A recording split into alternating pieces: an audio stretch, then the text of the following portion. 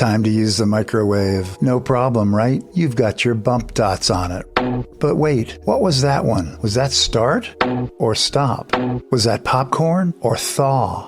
Getting tired of the lack of description provided by your bump dots on your home appliances? Or just getting confused because you have so many bump dots on there, you've forgotten what each one is for? Well, there's a solution. These are tactile icons. It's a universal design. Start is a right pointing triangle. The whole idea is that you don't need words, they're just labels. This is Anne DeWitt from Tangible Surface Research. These are tactile icons. Looking for a simpler way to label your home appliances? It doesn't matter what language you speak or where you're from. Your microwave, your stove, your washing machine. It's a universal design. So start is a right pointing triangle no matter where you are. The whole idea is that you don't need words, they're just labels. Looking for more consistent, easier to distinguish tactile icons to help you identify the buttons on your home appliances? You know that the stop button's in the lower right. You move your hand there, but it's the shape that verifies that. Where considerable research has gone into the shapes and the placement of the tactile icons. We want to get the best shapes possible. Some shapes we've had to modify over time. With lots of options. I have a whole library of tactile icons for home appliance features. And even personalized service. I do custom labels. So if you want everything labeled, then you just tell me the model number, the make, and send me a picture. And perhaps most important, a vision, not just for the business, but for the community as a whole. The idea of the icons is really to provide tactile identification, whether you're sighted or not sighted. By growing this and making it more common, hopefully, if you're in one place and use tactile icons and then you go to some other place, that there's some standardization. Oh, that's the start button. Oh, that's the stop button. Oh, I know where the popcorn function is. And now let's join Jeff Thompson in the BlindAbilities Studio with his guest, Anne DeWitt, talking about the Halos brand and her company, Tangible Surface Research.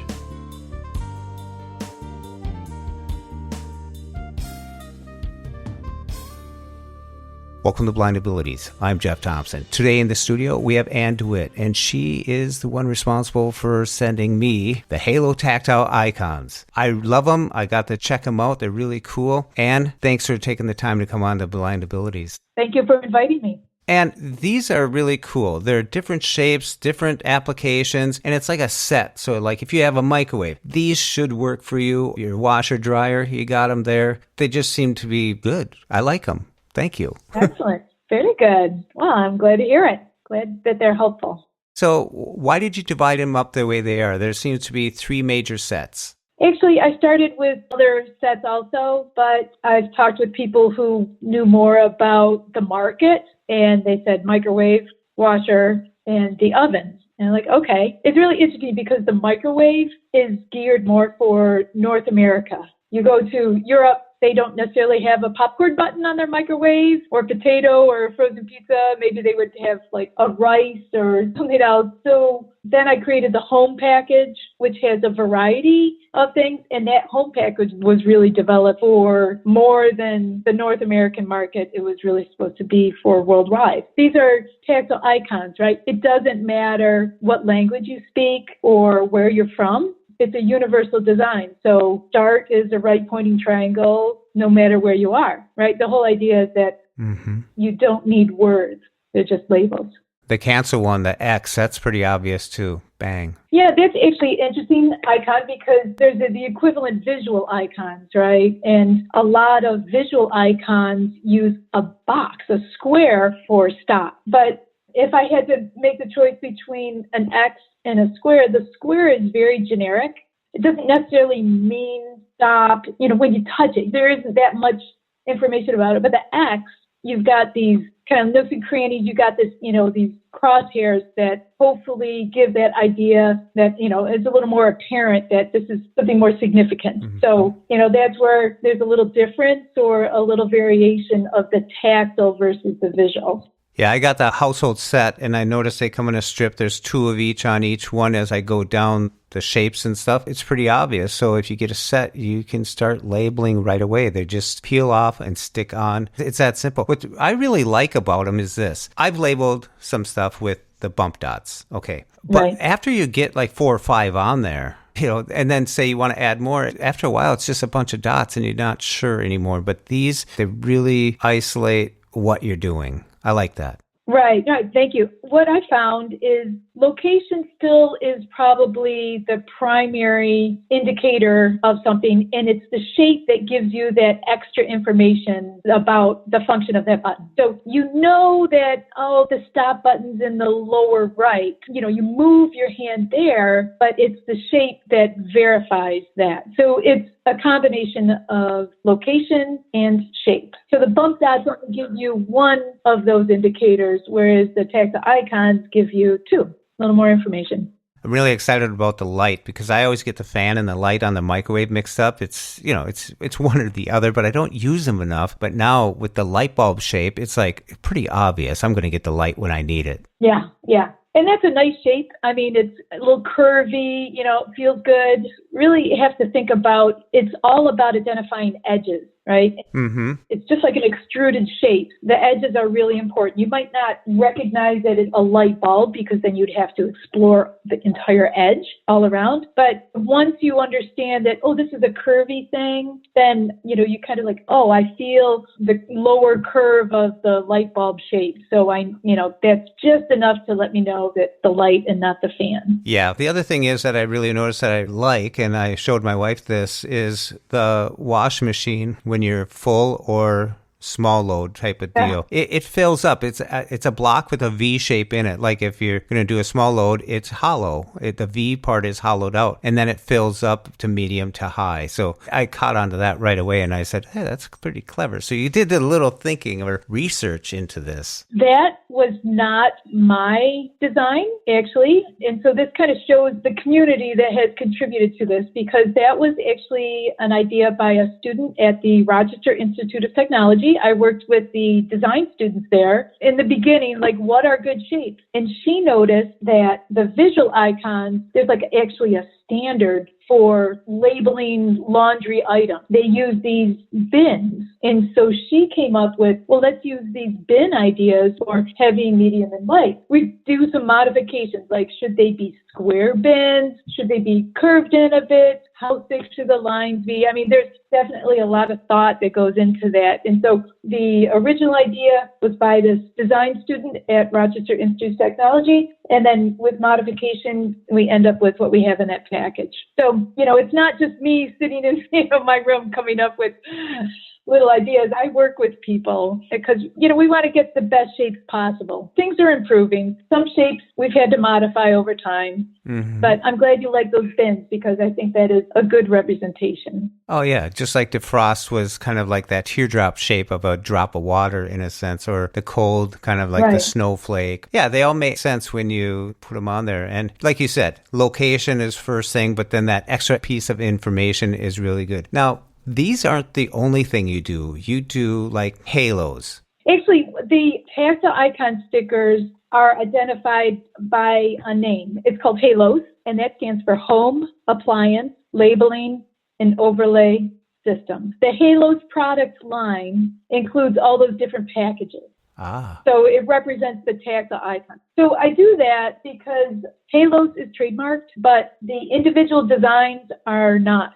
So it's the compilation of these designs, because I think that tactile icons, they seem to be a new thing, but they seem to be a logical thing. I mean, I think tactile icons are a good idea. I think they can be used by sighted, by not sighted. So I think it's a whole field that needs further work. I've taken that first step, and we've done a lot of development and people like them. And so that's going well, but I can see that they can expand, and I don't want to inhibit that by any kind of intellectual property, because I think we want to get the best shapes possible. So halos is a collection of the best shapes we have at this time. If you look for the halos name, then you know that a lot of work has gone into a lot of quality. But I don't want to stifle any work in this area. I know as a developer myself, some intellectual property is good. There's a lot of people out there that have intellectual property and they just hold it trying to get money out of people that actually do the development. Sorry, that's probably a long description of why I have halos and how the tactile icons are organized.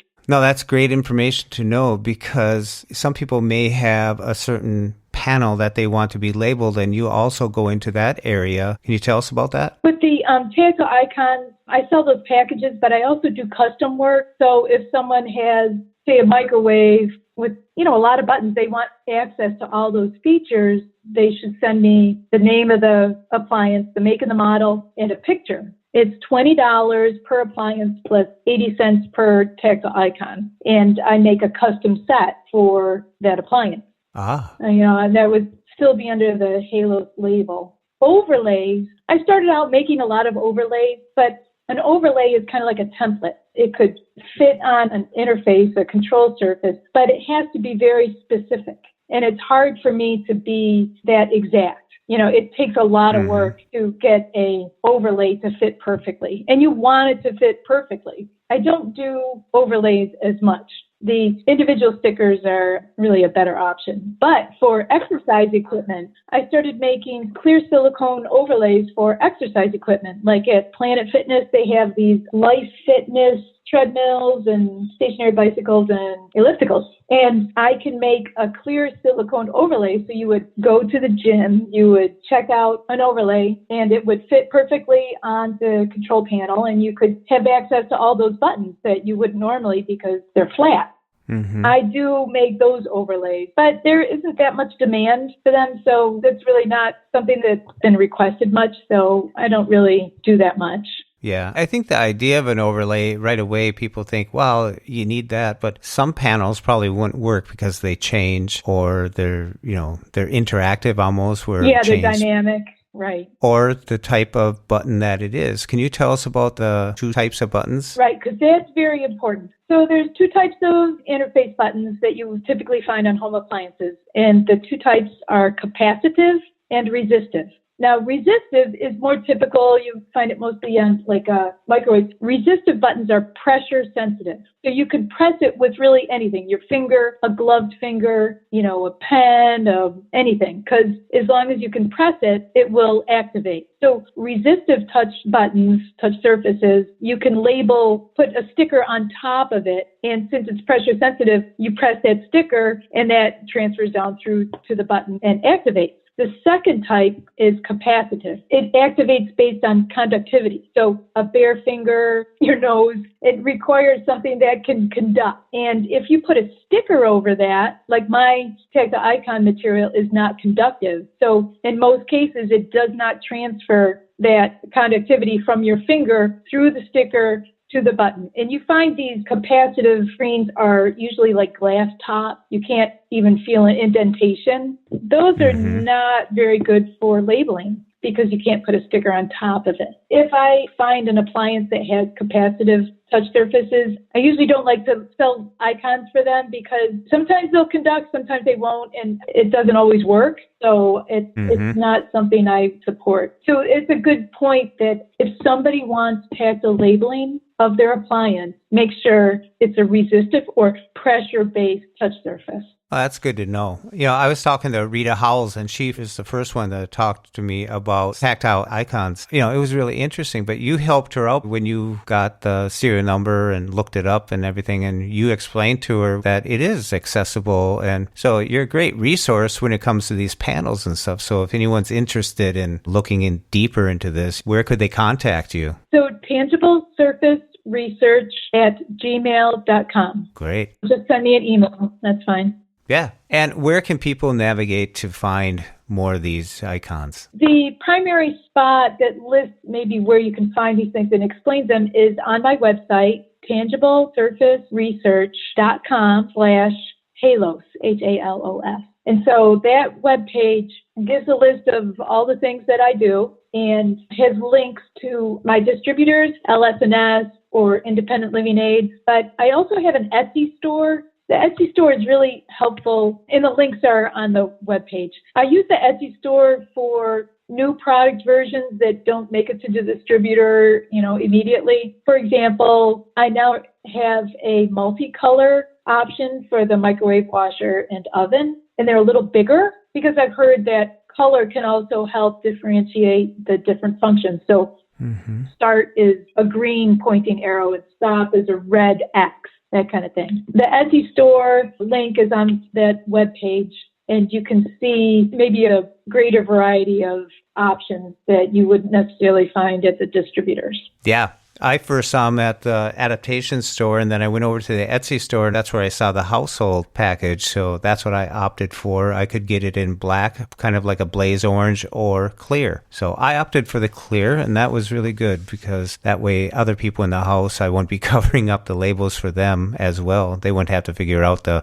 secret code of the blind got going on with all these tactile icons. I use the clear. I've been using it for years now on my appliances, but it's nice for a blended environment. I find that black is mostly used by people who are blind, and orange, the high contrast orange is mostly used by people who are low vision.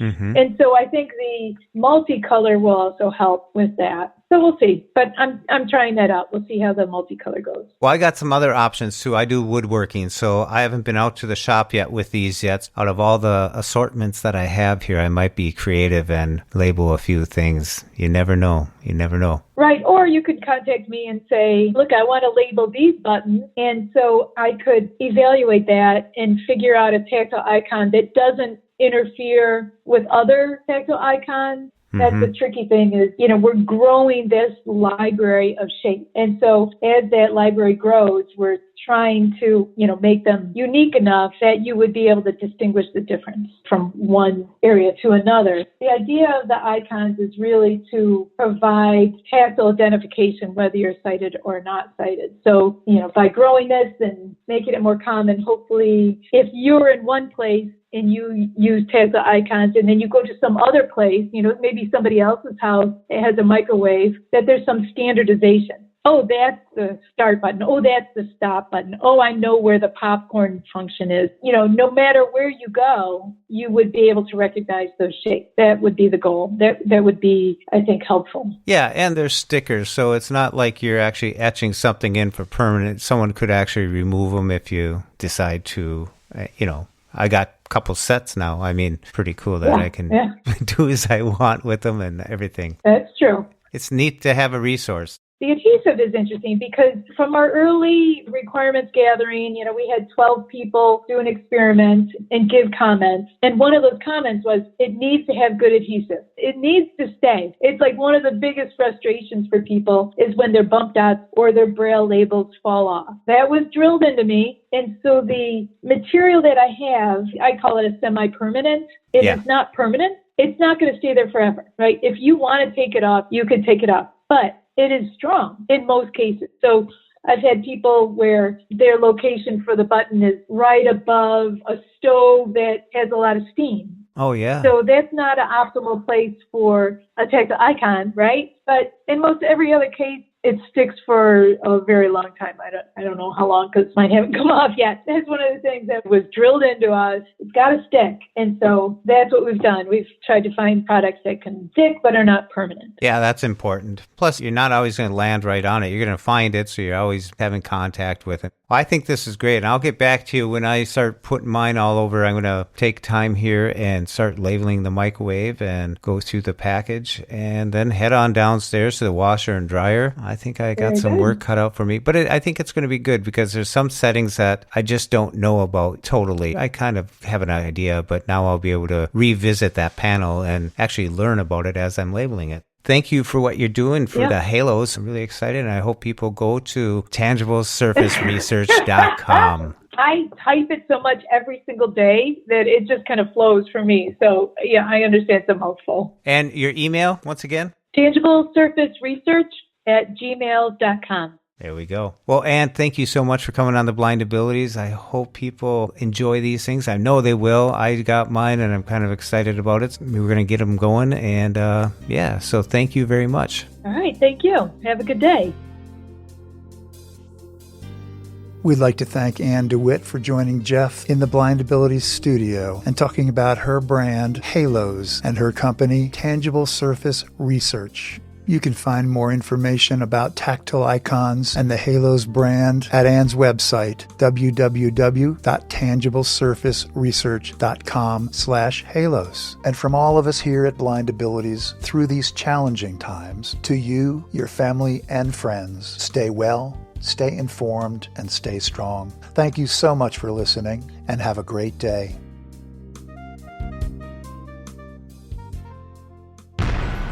When we share what we see through each other's eyes, we can then begin to bridge the gap between the limited expectations and the reality of BlindAbilities. The realities of BlindAbilities. BlindAbilities. For more podcasts with a blindness perspective, check us out on the web at www.blindabilities.com, on Twitter at BlindAbilities. Download our app from the App Store, BlindAbilities, that's 2 words, or send us an email at info@blindabilities.com. Thanks for listening.